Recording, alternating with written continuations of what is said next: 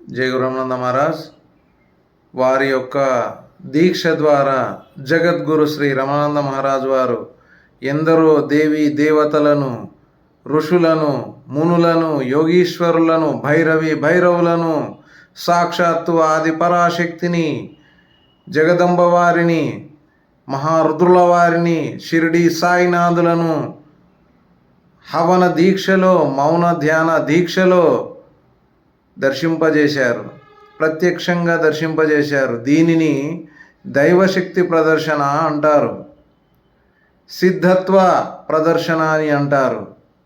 లోకంలో ఇటువంటి సిద్ధేశ్వరులు చాలా అరుదుగా ఉంటారు. వారిలో జగద్గురు శ్రీ రమణానంద మహారాజు వారు ఆనిముత్యం లాంటి వారు. వారి దీక్షలో జరిగినటువంటి మహిమలు నేను ఇప్పుడు మీకు చూపిస్తాను, కనులారా చూడండి. ఓం నమః శివాయ.